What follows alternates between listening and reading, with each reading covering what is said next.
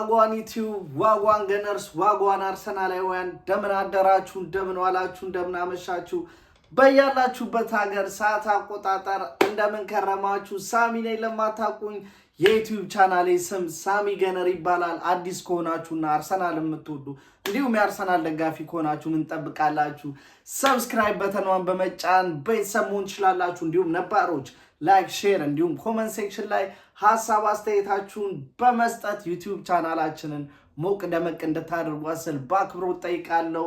ለመጨረሻ ጊዜ ትንሽ ቆየ ከአንድ ሳምንት በላይ ሆነው አይ ቲንክ በኢምሬትስ ሾፕ ተገኝቼ ይሄን የመሰለ የአርሰናል ኦተንቲክ ማሊያ የ2025 and 26 የ2025 እና 26 የውድድር ሲዝን የሆም ማሊያችንን ገዝተናል። እውነት ለመናገር ትንሽ ኤክስፔንሲቭ ነው፣ ነገር ግን ዲዘርቭ በጣም ናይስ ኳሊቲ ነው። አይ ላይክ በጣም ወድጄዋለሁ። እናንተም እንደወደዳችሁ ተስፋ አደርጋለሁ። አይታችሁልኛ ብዙ ሰው አይቶታል። በጣም አመሰግናለሁ። ሀሳብ አስተያየታችሁንም እዛ ላይ ላሰፈራችሁልኝ እጅግ በጣም ነው ማመሰግነው። ዛሬ እንግዲህ በዝውውር ዜናዎች የዝውውር ዜና ላይ ምን ይባላሉ ክለባችን አርሰናል ማን ተጫዋቾች ላይ ፍላጎት አሳይቷል የሚል የዛሬ ዜናዎችን ይዤላችሁ መጥቻለሁ። ከዛ በፊት ግን ሁለት ተጫዋቾቻችን ከክለባችን መልቀቃቸው ይፋ ተደርጓል። የመጀመሪያው ተጫዋች የዲፌንሲቭ ሚድፊልደር ተጫዋቹ ጆርጂኖ ኢታሊያዊ ተጫዋች ጆርጂኒዮ ነው። ጆርጂኖ ከአርሰናል ጋር ያለውን የውድድር ወይም ደግሞ ከአርሰናል ጋር የነበረውን ቆይታ አጠናቆ ወደ ብራዚሉ ክለብ ፍላሚንጎ ተቀላቅሏል ማለት ነው። ቀደም ሲል ነው የተቀላቀለው ለክለብ ወርልድ ካፕ ፍላሚንጎ የሚሳተፍ ይሆናልና ከነሱ ጋር አብሮ ይጓዛል ማለት ነው። ሁለተኛው ተጫዋች ኬረን ተርኒ ስኮቲሽ ኢንተርናሽናል ኬረን ተርኒ ነው። እሱም ወደ ቀድሞ ክለብ ሴልቲክ ተጉዟል። እንዲሁም በኢንስታግራም ገጹ ላይ ክለቡንና የክለቡ አመራርን እንዲሁም ደጋፊዎቹን ለነበረኝ ጊዜ በጣም አመሰግናለሁ።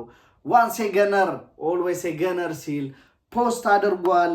ይሄን ይመስላል ሁለቱ ተጫዋቾች ከአርሰናል ስኳድ የወጡ አሁን ላይ የወጡ ሁለቱ ተጫዋቾች ብቻ ናቸው። ኢን ዘ ፊውቸር እነ ዚንቼንኮን የመሳሰሉ ተጫዋቾች ከክለባችን ይለቃሉ ተብሎ ይጠበቃል።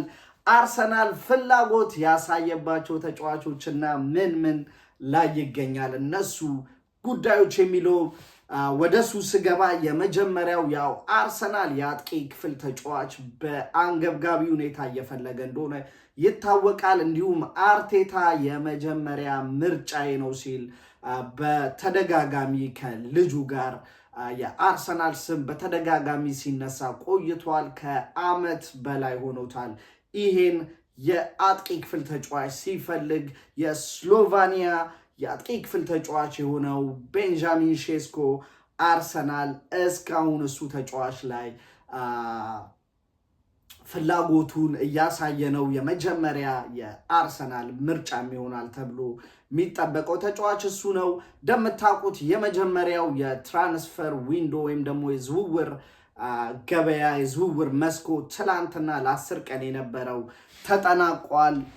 በጣም ፈርቼ ነበር። ምክንያቱም ቤንጃሚን ሼስኮ ላይ የሳውዲው ክለብ አልሂላል ኢንትረስት ነበረውና ልጁን ለማስፈረም ባለቀ ሰዓት ኢንትረስት አሳይቶ ነበርና እንደምታውቁት እነሱ ካላቸው የፋይናንሻል አቅም ለነሱ ኢዚ ነበር።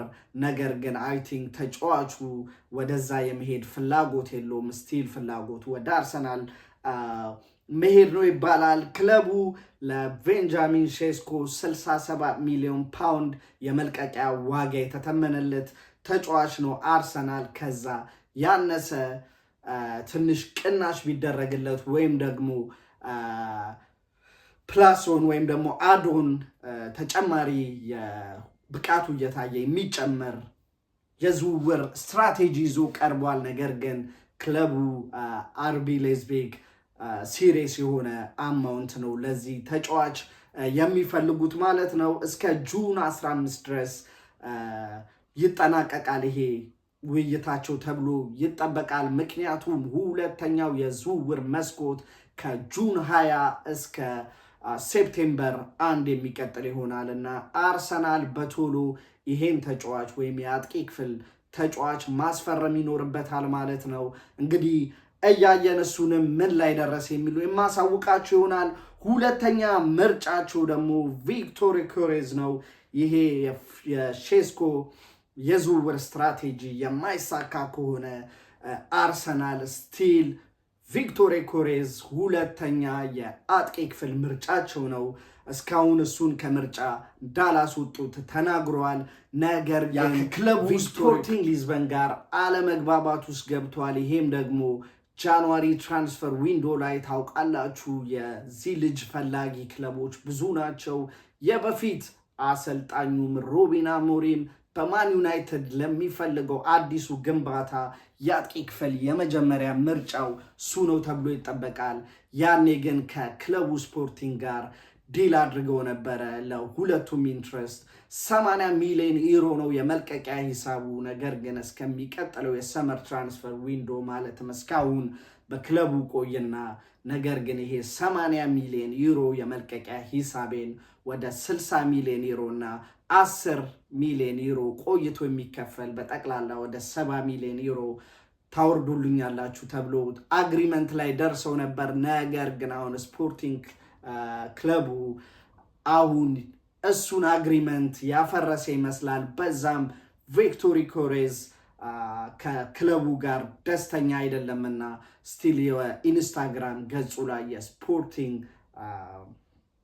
ስለ ስፖርቲንግ ወይም ደግሞ ስፖርቲንግ የሚለውን የክለቡን ስም ከኢንስታግራም ገጹ ላይ አውርዶታል ማለት ነው።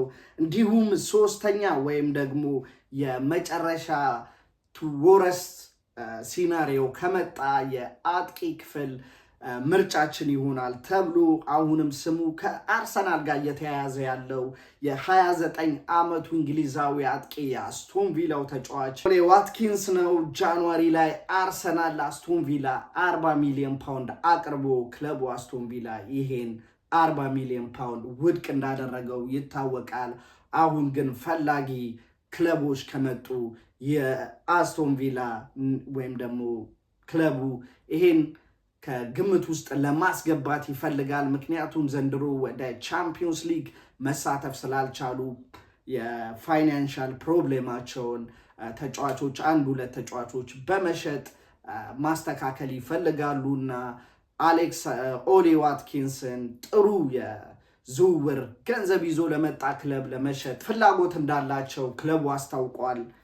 ሌላኛው የዝውውር ኢላማችን ደግሞ የሪያል ማድሪዱ ሮድሪጎ ነው። ሮድሪጎ በተደጋጋሚ በዚህ የትራንስፈር ዊንዶ በተደጋጋሚ ስሙ ከአርሰናል ጋር የተነሳ ይገኛል። ትላንትና አገሩ ብራዚል ከፓራጓይ ጋር ባደረገችው ጨዋታ ላይም አልነበረም ያ ሰዓት ላይ። ነገር ግን ትላንትና በኢንስታግራም ገጹ ላይ የሪያል ማድሪድ ትሬኒንግ እየሰራ ሃፒ ሲል ካፕሽን ላይ ጽፏል። ሜቢ ልጁ እዛው ሪያል ማድሪድ የመቆየት ፍላጎት ይኖረዋል ተብሎ ይጠበቃል። ምክንያቱም ደግሞ የኢንስታግራም ፖስቱ ላይ ስቲል ሃፒ ነኝ ሲል ማስተላለፉ ሀሳቡን መግለጹ ተከትሎ ማለት ነው። ይህ ተጫዋች 84 ሚሊዮን ፓውንድ ወይም ደግሞ 84 ሚሊዮን ፓውንድ የመልቀቂያ ሂሳብ ይገመታል።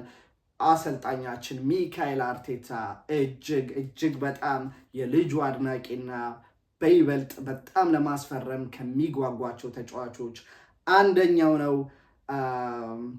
ሌላኛው አስገራሚ ዜና ደግሞ አርሰናሎች የኖቲንጋም ፎረስቱን ስዊድናዊ የመስመር ተጫዋች አንቶኒ ኤላንጋ ፍላጎት አሳይቷል ተብሏል። ባለፈው ሲዝን በፕሪሚየር ሊጉ እጅግ በጣም ድንቅ ሲዝን ካሳለፉ የመስመር ተጫዋቾች አንዱ ነው።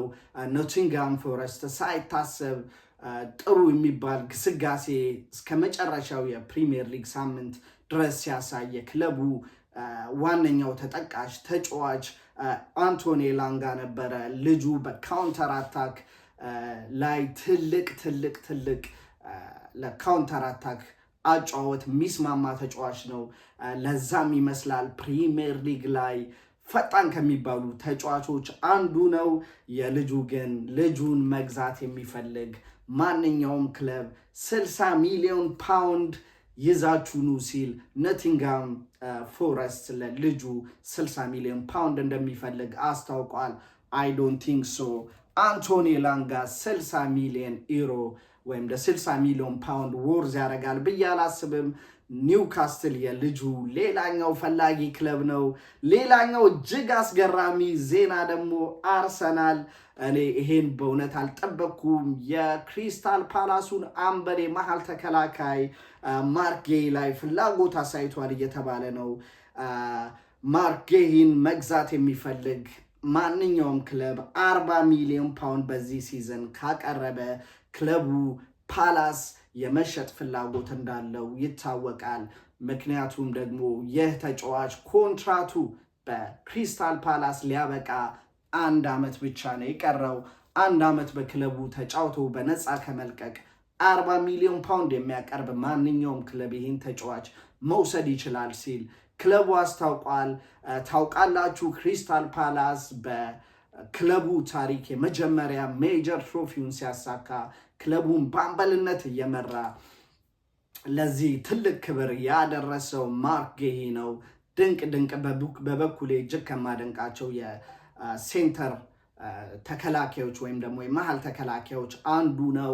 ነገር ግን ትልቁ መከራከሪያ አርዕስ አርሰናል ቤት መጥቶ ይህ ተጫዋች ቤስት ላይንአፕ ውስጥ ወይም ደግሞ ስታርቲንግ ላይንአፕ ውስጥ ይገባል ብዬ አላስብም። ምክንያቱም ደግሞ የመሀል ተከላካዮቻችን ጋብሪኤል ማጋሌዝ እና ዊሊያም ሳሊባን ከሁለት አንዱን ስፔሻሊ ደግሞ ዊሊያም ሳሊባን የሚያስቀምጥ አይመስለኝም፣ ሊያስቀምጥም አይችልም። ልጁ ደግሞ የክሪስታል ፓላስ አምበል እንዲሁም የኢንግላንድ ናሽናል ቲም ተጫዋች ምርጫ ላይ ራሱን ማስገባት የሚፈልግ ተጫዋች ስለሆነ አይ ዶንት ቲንክ ሶ የቤንች ላይ ለመቀመጥ ወደ አርሰናል ይመጣል ብዬ አላስብም። እሱም ደግሞ ትልቅ ምክንያት አለኝ። የ2026 የዓለም ዋንጫ ስለቀረበ ሁሉም ተጫዋቾች ራሳቸውን ለሀገራቸው ለመወከል ስለሚፈልጉ ያላቸውን ብቃት ማሳየት ይፈልጋሉ። ነገር ግን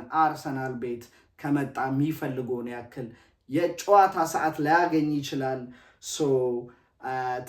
ትንሽ አዳጋች ነው። ነገር ግን አርሰናል ይህን ተጫዋች ካገኘ ለስኳዱ ትልቅ ግብአት ነው ተብሎ ይጠበቃል።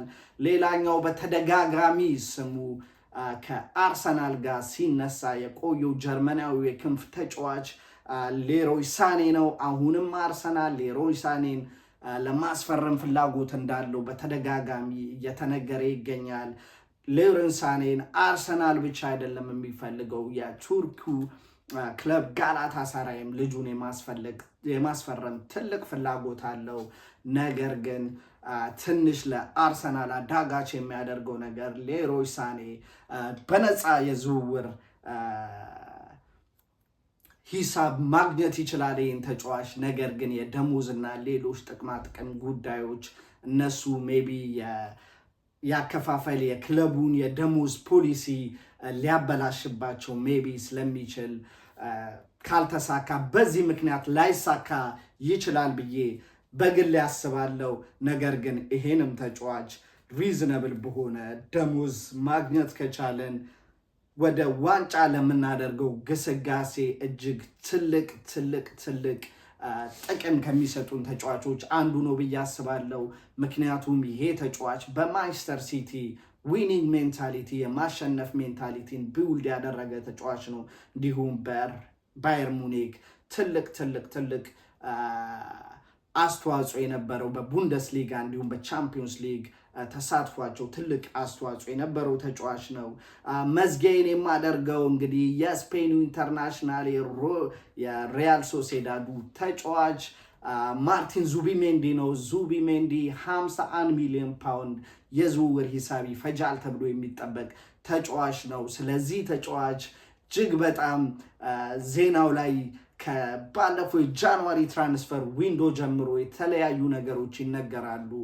በሁሉም ነገር ክለቡ ሮያል ሶሴዳድ እና አርሰናል እንዲሁም ተጫዋቹ ሚካኤል አርቴታ ያንድ ሀገር እንዲሁም የአንድ አካባቢ ሰዎች ናቸውና ከአርቴታ ጋር መስራት ይፈልጋል ሲባል ቆይቷል። እንዲሁም የዝውውር መስኮቱ ከመዘጋቱ በፊት ስቲል በተደጋጋሚ ስሙ ከአርሰናል ጋር እየተነሳና ኦልሬዲ የዚህ ልጅ አርሰናል የመምጣት ጉዳይ የማይቀር ነው ሲባል ቢቆይም ነገር ግን ትላንትና ማርካ ፍሮንት ፔጁ ላይ ይዞ በወጣው ልጁ ከአርቴታ ይልቅ አዲሱ የሪያል ማድሪድ አሰልጣኝ ሆኖ የተሾመው ዣቪ አሎንሶ ጋር መስራት ይፈልጋል ሲል ማርካ ይዞ ወጥቷል። ይሄ ማርካ ትንሽ የትራንስፈር ሁኔታውን ለማዛባት ያሰበ ይመስለኛል። ነገር ግን ፋብሪዚዮ ሮማኖ እንዲሁም ዴቪድ ኦርነስቴን የዚህ ልጅ አርሰናል የመፈረም ነገር ኦልሞስት የተጠናቀቀ ነገር ነውና በሚቀጥለው ሲዝን በአርሰናል ማሊያ ከምናያቸው ተጫዋቾች አንዱ ይህ ተጫዋች ይሆናል ተብሎ ይጠበቃል። እንግዲህ በዝውውር ዜናዎች ላይ ወይም ደግሞ የአርሰናል ፍላጎት አለ ከሚባሉ ተጫዋቾች መካከል እነዚህን ይመስላሉ በሰፊው ዜና ላይ ወይም ደግሞ ሶሻል ሚዲያ ላይ የተነገረባቸው ያሉ ተጫዋቾች። ነገር ግን አርሰናል ስቲል ገፍቶ አንድም ተጫዋች ባለፉት 10 የዝውውር ቀናቶች ትላንት የተዘጋው የጁን 1 ጀምሮ ጁን 10 ያለቀው 10 የዝውውር ቀናቶች ላይ አንድም ተጫዋች ሳያስፈርም ተዘግቷል ማለት ነው። በዚህ ረገድ ማንቸስተር ሲቲ እና ሊቨርፑል አጥብቀው ትልቅ ስራ እየሰሩ ይገኛሉ። አርሰናል ስቲል የሚታወቅበትን ነገር ትራንስፈር ዊንዶ ላይ በጣም የመዘግየት የተባለውን ሂሳብ አለመክፈል ችግር እየታየበት ይገኛል። ያው በእኔ በኩል ምንም ማለት አልፈልግም፣ ምክንያቱም እንደነገርኳችሁ ነው የመጨረሻ ለአርቴታ የመጨረሻ አመቱ ነው ብዬ አስባለሁ። ስጡት፣ የሚፈልገውን ተጫዋች አስፈርሙለት። ምክንያቱም ጃንዋሪ ትራንስፈር ዊንዶ ላይ ምንም አይነት ተጫዋች ስላላስፈረምን አርሰናል በፋይናንሻል ረገድ ምንም አይነት ችግር የለበትም። ቻምፒዮንስ ሊግ ላይ እስከ ሴሚፋይናል ድረስ መድረሳችንም ይታወቃል። ከቻምፒዮንስ ሊግ ላይም ያገኘናቸው ገቢዎች ተጫዋቾችን ለማስፈረም መጠቀም አለብን። ሆፕፉሊ ክለባችንም እንዲሁም የክለባችን ባለቤቶች ምንም ያህል ባላምናቸውም እነዚህ አጓጉ የሆኑ የዝውውር ዜናዎችን ያጠናቅቁልናል ብዬ አስባለሁ። በግሌ 3 ተጫዋቾችን በትንሹ ፈልጋለሁ። አንድ የአጥቂ ክፍል ተጫዋች፣ አንድ የቀኝ መስመር አጥቂ ተጫዋችና እንዲሁም የዙቢሜንዲ ጉዳይ ቢጠናቀቅ አትሊስት ከዛም በላይ ካገኘን የቡካዮ ሳካ ቦታ ላይ ኢታን ንዋኔሪ ያለን፣ በእኔ በኩል ግን የተወሰነ የኦዴጋርድ ቦታ ላይ መጫወት የሚችል ተጫዋችን ብናስፈርም ብዬ አስባለሁ። የእናንተ ሀሳብ ምን ይመስላል? አስተያየታችሁን ማወቅ እፈልጋለሁ። ይህን ቢያስፈርም የምትሉትም ነገር ካለን የቶማስ ፓርቲ ጉዳይም እስካሁን አለየለትም። እስካሁን ክለባችን ምንም አይነት ኮንትራት ኦፈር አላደረገለትም፣ አልተስማሙም። እሱ የሚፈጸም ከሆነም ደግሞ ሌላ ስትሮንግ ዜና ይሆናል ለክለባችን ማለት ነው። ዛሬ የመጣሁበት ፖይንቴን ይመስላል። ከወደዳችሁት ላይክ አድርጉ፣ ካልወደዳችሁም ላይክ አድርጋችሁ ቢስተካከል የምትሉትን ነገር ኮመንት ሴክሽን ላይ አሳውቁኝ። ለዛሬ የመጣሁበት ፖይንቴን ይመስላል። አማውት ፒስ